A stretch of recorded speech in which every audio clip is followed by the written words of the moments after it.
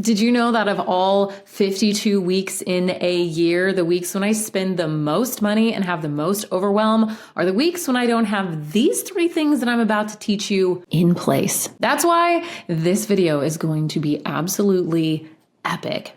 Get a pen and paper, let's dive in. If you don't know me, because I'm a little new around here to YouTube, which, by the way, if you haven't subscribed, please make sure that you do so you can see all of the incredible content that's coming out. My name is Chelsi Jo, and I am a systems freak. Systems are the thing that I lean on to help me ensure that I can balance my entire home, keep it clean, keep my sanity, be able to do my hair and a little bit of makeup now and then. Although that does not happen all of the time, that's okay. And to be able to juggle my business and show up for my kids and show up for my husband and all of the things.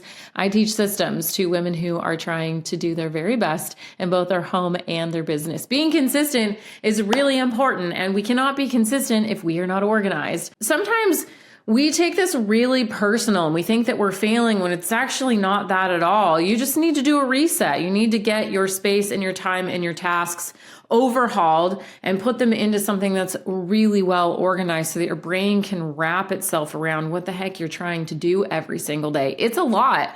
I will agree that it is an absolute lot. Like a lot. And so for me, the number one thing that I have found helpful for me and for all of my students is to make sure that the main thing that we're focused on is keeping systems in place and let the systems do all of the heavy lifting. That is the number one thing that I focus on instead of being scattered in a bunch of different places. So a really great place for you to start are with these 3 things. So here is the first thing that I think that you should organize and declutter in your home and your life right now in 2025. Okay, first thing that you absolutely have to declutter is your fridge. So my fridge has been featured in so many different YouTube videos at this point because it's like the staple and the beast of everything that we do around here. So my fridge is not organized right now.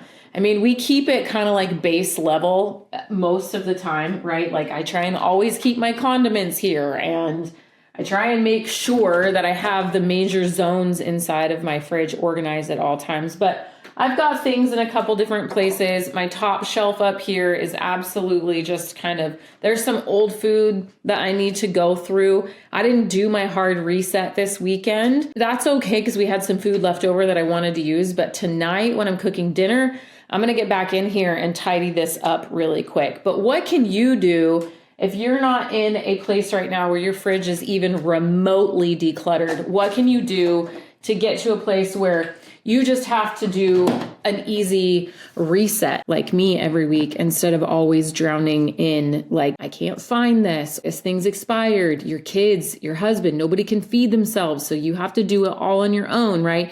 Let's talk about what those steps might look like and what you can do. So first things first, I take everything out, and almost every weekend I'm taking everything out shelf by shelf. So when I say take everything out, right?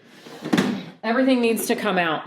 Then you can wipe everything down, which has not happened this weekend. So you're gonna get everything out. And if you don't wanna do this all at once, that's totally okay. You can do this shelf by shelf by shelf by shelf.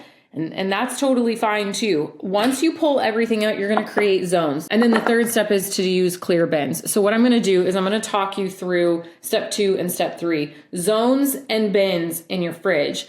Not everything should be everywhere. That's like the key for organization for everything that I teach. Make sure that you get these things condensed, solidified into one space. So you're not looking for fruit everywhere and you're not looking for meat everywhere, right? So over here on this side, we have a really cool, I get all of these from Target. Like every single one of these is from Target. I have this other really cool bin that I absolutely love. I'm actually gonna pull it out so you guys can see it.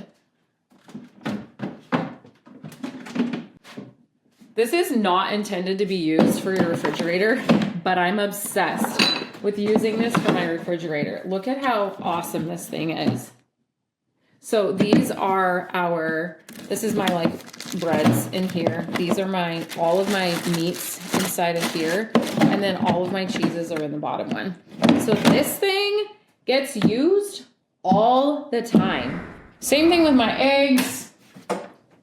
I have another bin for fruit. All of the meat that I'm going to cook this week is inside of this bin. So I essentially just created a bunch of drawers for myself inside of my fridge, right? These are all of our meats that we're going to cook this week for dinners. They're all right here. And then obviously this one's for breakfast, but these are my zones. I have all my salad stuff. I have all of my vegetables, all of my dairy, all of my leftovers, things that are pre-cooked are all up here in the top. All of our drinks over here. The kids ready to go fresh snacks go right here because it's low down and easy for them to get to. And that's pretty much the essence of what we're trying to accomplish here. So you can work one shelf, one door, one drawer at a time and slowly get to the point to where your zones are established. It took me a little while to get my zones fully established, and I would actually label them. I would put scotch tape, masking tape on them because it peels off easily, write what I wanted that zone to be, and then I would kind of look at my family's patterns and behaviors until we finally dialed in exactly what we wanted it to look like. Okay, the second thing that you need to organize in your life, not your home, is your schedule. Oh, the schedule. It's such a beast. It's such a bear, isn't it? There's so many places that people have to be and so many things that people have to do. And I teach a hybrid system. I've talked about my planner. I've talked about a lot of things already in multiple other videos. So there's a lot here for you to watch and to sink your teeth into. But for the purpose of this episode, I want to share with you exactly why I think it is important and why I put this in my top 3. If your schedule is too overwhelming, too busy, and you're just constantly doing things that don't have a purpose, that don't move the needle, all you're doing is running a rat race. That rat race leads to exhaustion. That exhaustion is directly tied to overwhelm, and then it leads to your burnout, essentially your demise. But what I feel is the worst part about it is what it does to what you think about who you are and what you're capable of. And it's simply just a really simple task. You need 2 tools in order to get them organized. One is a paper planner. Yes, even in the year 2025. And one is your Google Calendar. Nothing else more fancy than that. This is a pretty fancy planner.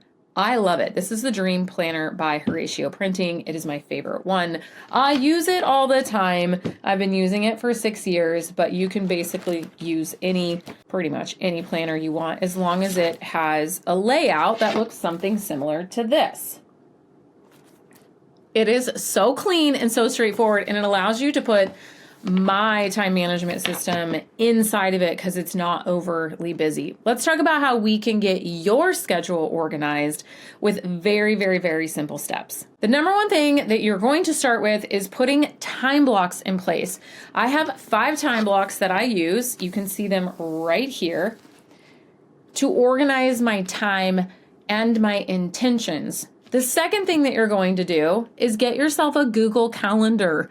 So whether or not you're using the innate Apple app on your iPhone, which is this little calendar widget right here in this app, right? Or you're using the actual Google Calendar. My Google Calendar is tied into this app. I get a lot of questions about that, so I want to be really clear. That is going to become your bread and butter. Every appointment that you have has to be put in there. These are your intentions for your time. Again, this is just a high level understanding of how to organize and what to organize. If you want to go deep on this, then I suggest you go watch a couple of my other videos. I have a really good one, this one very specifically that I love that teaches you all about this. However, I have another really awesome opportunity for you right now. I have the Escape Challenge, Escape Your Overwhelm Challenge that you can join where I'm teaching you how to organize all of these things and escape your overwhelm. It's happening March 24th through March 28th, and I would love for you to come and join me. You can head over to chelsijo.co/escape challenge to sign up. It's completely free, and I'm going really deep on all of this information, so I would love to see you over there. We start on Monday, March 24th. Okay. So those are essentially the only 2 things. That is where all of my time gets shifted. Now, when it comes to my intentions, we have time blocks, and then we have routines inside of the time blocks. My appointments obviously are also happening at the same time. In my work block, I have some meetings. In my PM block, sometimes we have meetings like dentist appointments, doctor's appointments, showing up to extracurricular activities. Those are Also, very important to make sure that we are keeping in our phone because we don't want to have to carry this around all of the time, right? So much of my bandwidth and my overwhelm is reduced because I have this system for my time management in place. All of my appointments are repeating, all of my fundamental needs, the core things that I have to get done every week. I have 8 of them. Those are scheduled on my calendar and they get done every single week. But how I'm actually navigating my life, how I want to show up, how I want to present myself, and how present I want to be, like what is my actual focus, that is happening right here inside of your paper planner. Let's jump into the third, final, most important thing if you are juggling home and business that you absolutely must, hands down, you have to do this. You have to get this third thing organized this year. It is non-negotiable. Can you guess what it is? It is your work tasks. All of your to-dos that you have to do in order to make money, run your company, show up consistently. That is not supposed to be all over the place. It's not supposed to be in Google Docs, in calendars, in notebooks, in planners, on sticky notes. It's not supposed to be in a million different places. It's supposed to be in one place and one place only. So again, I have hinted at this a few times before. I've shown you the back end of the place where I keep all of my work tasks insanely organized, and I'm about to show it to you again. In essence, if you've ever heard of Asana, Trello, Notion, ClickUp, Monday, it's kind of like that. It's called a task management software. I prefer to use the company called MeisterTask. It's very user-friendly. It's very, very, very inexpensive. And I've actually used it from the very beginning since I was just me all the way to scaling my team with literally 10, 15, 20 people that are working with me at any given moment. So it's very scalable and super inexpensive, robust, and incredible. Yes, you do need to have a task management software, but what you do with it and how you're going to use it to keep you organized is what matters most. Taking back control of your time when you sit down to your work block is vital. The last thing that you want to do is squash all of your time because you didn't know what to focus on. This is one of the things that we are hammering inside of the Escape Your Overwhelm challenge. So in case you missed it and didn't sign up before, please make sure that you drop down into the description and check out the link there to go over and sign up. So here's what you can do right now just by watching the remaining part of this video to start moving forward and getting your tasks organized for your work. First thing I want you to do is I want you to get all of your tasks grouped by daily tasks, weekly tasks, and monthly tasks. If you can figure out those 3 things, you're going to get an incredible jump start. It's going to move the needle for you so much to just be like, okay, I have to hit these every day. These tasks I only have to do once, twice, or maybe 3 times a week. And these tasks I only need to do once or twice a month. If you can just start with that kind of organization, you're going to have so much more clarity. The second thing that I think you can do that would be very, very, very helpful for you is to start using a workflow inside of MeisterTask. Maybe you're already using Asana or Trello or Notion, and that's okay. Every software and every platform has its perks. They all have their downfalls. It just depends on what you're familiar with and what you like. If you haven't started already, just start with MeisterTask. It's amazing. I'm not affiliated with them in any way. I do have an affiliate link that I use sometimes for my students, but just head over to meistertask.com and you can get started there on your own. Here's something else that's really, really cool. When you start using workflows in your business and you have your tasks organized, you're going to do the third thing that I highly recommend, and it's to start automating those tasks every single week. So you know that on Tuesdays I show up to do what? And every Tuesday you show up to do that thing. Same thing on Wednesday and Thursday and Friday. And I know that feels a little structured and a little stuffy, but when it comes to running our own businesses and trying to create impact and income while we're trying to manage all the things at home, something has to be our mainstay, like that real tightrope, that line that we walk, that we just toe every single day. We don't need all of these other random things floating around with our business. You've got to have something concrete that you can come back to over and over and over again. Let me show you what this looks like in the back end of my business so you can kind of get a visual of what I mean when I say you should have a workflow in place where you're tracking your daily and your weekly and your monthly tasks. Okay, here's a really good example. This is the number one way that I love to organize things. Just like I show you inside of my paper planner all the time, the system that I use there. This is the system that I use to organize my tasks inside of my workflow, which you could create a workflow anywhere you wanted. This is MeisterTask and what it looks like. But again, like I already said, the most important thing is not that you just copy this and have this in whatever program you're using. It's that you have an actual system that keeps your daily, weekly, and monthly tasks organized. So you can see here, this is a daily card. This is a daily card.